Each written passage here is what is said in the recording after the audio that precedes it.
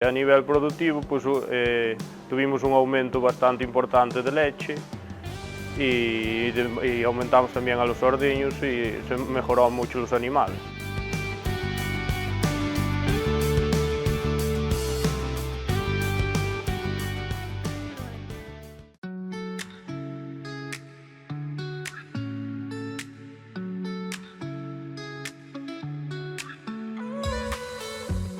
En Dejeu llevamos 1 año y medio trabajando con ellos.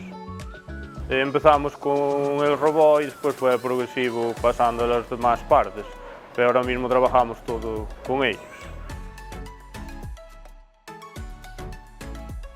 Está siendo muy fácil de integrar en la granja y nos está ayudando mucho, tanto grupalmente como animal por animal. Tenemos muchos más datos que con el robot y nos ayuda a complementar una cosa con otra.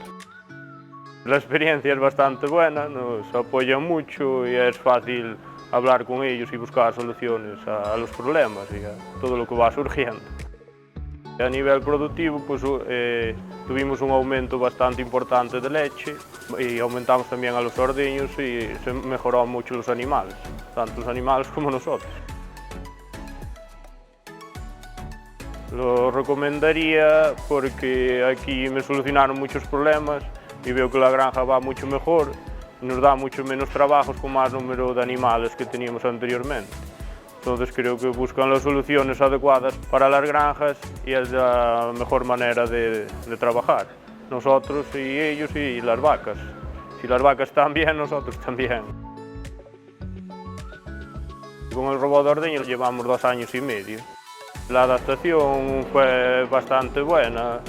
Al principio tuvieron algo de problemas, pero ahora con Dejeu pues las encaminamos mejor y están circulando mucho mejor, gracias a que la alimentación estaba bien y se complementa bien tanto el pesebre como el robot, entonces es la manera de que ellas circulen y vayan mejor.